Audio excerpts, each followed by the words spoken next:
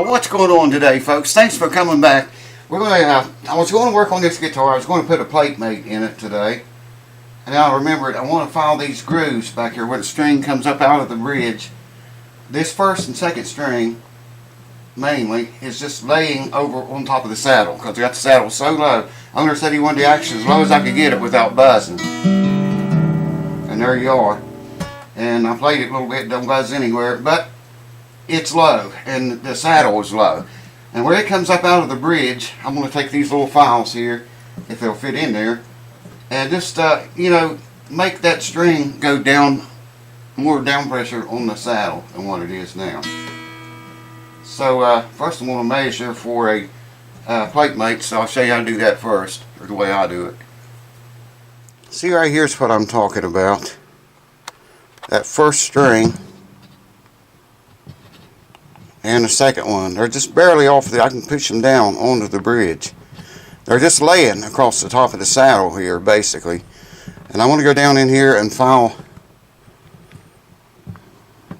the holes right where the string comes up beside the pin. There's little grooves in there. I'm going to file those down a little bit sharper angle. And that will pull the back of this string down lower, and in turn put more string downward pressure on that little short saddle. Let me just explain to you the way I do this while it's got the bridge pins in it. Just measure from the this makes it easy too because these bridge pins have got black dots, and I'm just measuring from the center of that black dot to the center of this black dot. It looks like it's 2 3/16. That's what it looks like. You got to have a pretty accurate measurement for these little puppies. Plate mates is what I'm trying to think of. You got to have a pretty accurate measurement for them. 2 3/16. There's 2 5/16. 2 1/8. 2 1/8. 2 3/16. There we go. It's all 2 3/16. These last ones are. So that's the one we'll use. They're all brand new. But I can't put this in yet. Well, I could. I got to take the strings off to do it. And I want to file these out back here and get the right angle, more of an angle in there, while I've still got the old strings on it. Of course, I'm going to have to take them off to do it. So I'll bring you back when I get set up here to file. If that ever happens. Hold on. Alrighty then. I'm going to need a tiny little file out of here. Man, this is so stupid. I mean, look.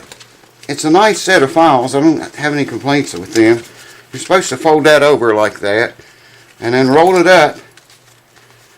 But where this is supposed to snap on there, it gets rolled up into the thing. I mean, there it is under there now. That's, that's the way they came. Rolled up like that. I don't know, maybe you could snap, I don't know. Anyways, this looks like probably the file I need right here. One of these. That might be it. I'll try this one first. And get them away from the guitar. See this, you can't see too good. Alright, see this groove right here is what I'm talking about. That comes up out of the pin, and the string runs right through that groove. I just got to change the angle on the groove a little bit. It's not making any dust, so I don't need a mask. That fits in there perfect. Just perfectly, man. Well, that's already took quite a bit out of there. That's probably enough. Then I will, wonder if I can get that string back in there. This is why I want to leave the old strings on it, see? So I could check it as we go. Now I need to, the batteries is dead in my, my other string winding device. So I'm going to use this hand job here. Hand job. Oh yeah. Now it's got down pressure on it. The third, fourth, and fifth strings we're not going to need that done. The second one definitely does.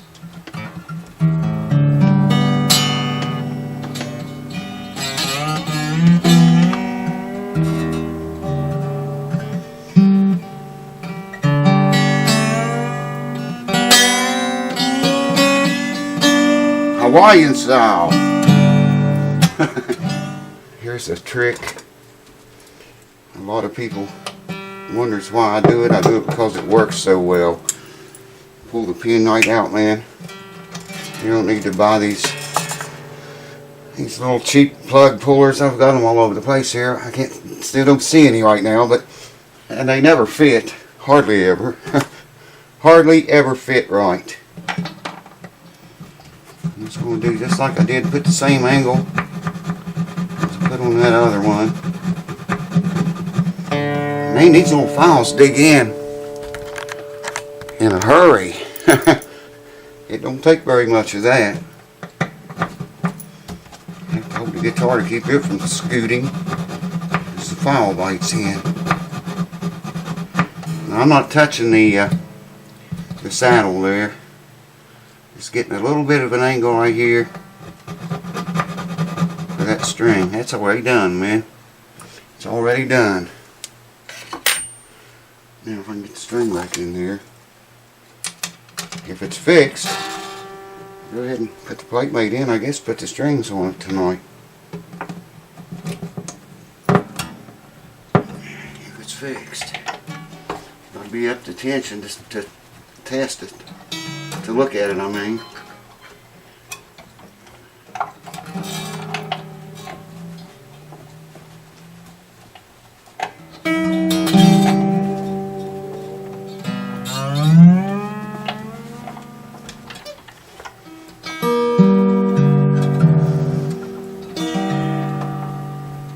How'd that third string get up like that? Alright, let me back you off a wee bit. It's trying to run the camera and do all this. I just want to look at the angle of it. Yeah, man. That put way more of an angle on it than what it had. I'm going to leave the rest of them alone because you're not going to gain anything with them. They go up and over the saddle just fine. Here's some advice. When you got a guitar tuned up like that, a lot of people just start cranking the strings down, and they'll take maybe that one completely down, and second one completely down, third one completely down, loose or off, and then you got all that pull and stress up on this upper side of the bridge, pulling it sideways. So the advice is just go a little bit at a time on each string until you get them completely loose.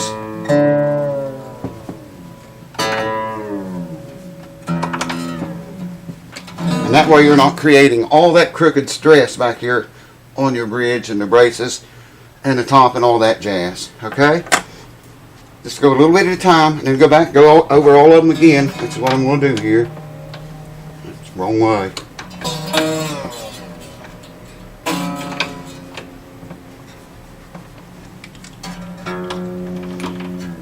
Your guitar will live a lot longer. You'll be a lot happier. And for those who don't like the way I pull the pins out, I got a video on exactly how to do that. Someone, 2 or 3 people said well, every key winder's got a pin puller on it. Well, no, they don't. There's no pin puller on this key winder anywhere. Of course, there's none on this. Batteries is always dead in that thing. So, let's do it. Let's do it! I gotta show the newcomers this one more time. I should have done it before now. The bigger strings, the ones that's wound. When you're getting ready to pull a bridge pin out, that's tight. Always shove the string down into the guitar first. Just that much. Maybe I can pull it out. Yeah, see? That don't happen very often. Usually I still have to use some kind of device to pull them out, even after I shove the string down. But shoving the string down in there first always, always, always makes it 90 times easier, man. Now you remember that. Just a little reminder to remind you to check out Billy's Picker's Grip. You can go to pickersgrip.com. I'll leave links below and check it out. I always open this wrong, man. And this really is not that hard to open if you can see it well enough to know which way to twist it. Here's what the product looks like. I'm always impressed by the smell of it, but that's what it looks like up close. And if you drop your pick a lot, or if it spins around in your hand, and you just apply it like so, you can put it on both sides. Believe me, you don't have to. It's very tacky stuff. You won't be able to sling your pick off of your fingers if you do it right. Comes in a nice little pouch. Links in the description below. Tell Billy you came from the house that never sleeps. Alright, the guitar's going to get Earthwood medium lights. That's what was on it, 12 to 54. That's what it had on, so I'm going to put the same thing back on it. But not tonight. First, I want to polish those frets up good and oil the fretboard. And then I'll show you what the frets look like. You've seen what they look like before I polished them. I want to make them look way more better. I don't know if you can see there. Yeah, I think you can see it alright. Man, it slows the process down so slow running that camera. So I hope you guys enjoy the video. This is amazing stuff right here, I'm telling you, man. I can't say enough about it. As you will see when I get done, I'm not going to hold you through all this. I'll let you watch a couple there. And then I'll turn it off. Get down to the 5th fret. To and including. If you get this stuff on the wood, I put it on the wood. It's not going to hurt it. Now, look at that. You get that much off of 1 fret, really. 5th fret. Wow, check that out, man. Just beautiful frets. Like I say, you can, a lot of times I use it on the board to clean the board off with before I put linseed oil on it. This board looks a little bit dry. It's going to like a drink of oil, I think. It looks like it's dry. Humidity's 60 in here, 60%. So it shouldn't be looking that way. Plus, I checked this guitar when it first came in to see what it was humidified at, and it was right where it should be, between 45 and 55%. I'm not going to hold you up for this. I'm just showing you, before I put strings on, I want to polish these frets and oil the board. Now I'll bring you back and we'll decide what we're going to do then. Hold on. Dig these frets now in that board. Oiled up. And polished out real nice. See, there's a wee tiny bit of fret wear under the first string here, under the first and second on that fret, but it's just so minute, man. It's nothing to worry about. I think you can see it. They look like brand new frets for the most part. I could make them shinier than that if you spend a bunch of time on it, but it don't need anything done to the frets, not really. And there she is. Where'd it go? There it is. That black guitar, man, it's just hard to look at. It's hard to find it sometimes.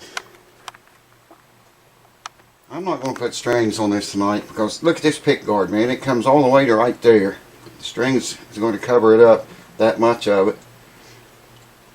I have to take them all off, and I don't like tightening them up and loosen them, tighten them and loosen them. A good set of strings that you're going to play on. Now we can check this thing out and see if it'll fit. What did I say it was? 2 3/16. Yeah, let's do it. Wow. Put that up before I hurt myself. We can check this. I don't want to put this in either. And I'll tell you why. We just about done all we can do tonight. After we get the pickguard on this one. This is held inside the guitar by double-sided adhesive tape. Okay? I can get it out of here without... Yeah. See, it's got this tape on the back of it here. There's the front. And there's the back of it. And you peel that off. Put these little notches you see in there in the same direction these notches are in the bridge. And you got to put a pin in there, you know, to line it up. I usually put the 6th pin or the first one in to get it lined up with the first hole. And like I say, that double tape is designed to hold it on there when you don't have strings off. I've got to wipe that out yet. I want to clean that real good with a wet cloth. I don't have one right here. We can still test it and see if it's the right one for this guitar or not. I got these pins laid out here. This is one. Pins should go all the way in. 2. Oh yeah, man. Well, we got the right size. And this will keep the pins in order until we get ready to work on it again, and keep the right plate mate there when the pickguard comes in. All this stuff will be ready to go. And all I gotta do is take this one off. It's loose down there at the bottom. That's probably where I'll start, because that's where it's loose at. Heat that up good, peel it off, and try to get rid of any imprint it might have around it.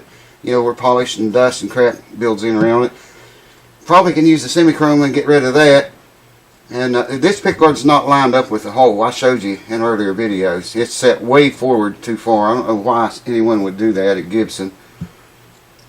But if it don't leave a footprint, I can line the new one up with the hole where it's supposed to be, instead of like that. Some of y'all maybe never seen me do that. I put tape down here and make 2 hinges, 2 or 3 hinges, and you know, get the pickguard exactly where you want it. Put the pickguard exactly where you want it to rest, and then take 2 hinges down here, here and here probably, and then hold it up, peel it off, and just let it fall. And those hinges will guide it right down. It'll land exactly where you want it to land at. I've seen people try to stick them on there by hand before, man. You can never get them. That's probably how this one got crooked like that. I don't know, you'd think Gibson would be a little smarter than that. Anyways, that's the right size. I already forgot again what it was. 2 3/16. I'm going to put this in his case, in case he ever wants to know how wide these strings are apart at the saddle or the bridge.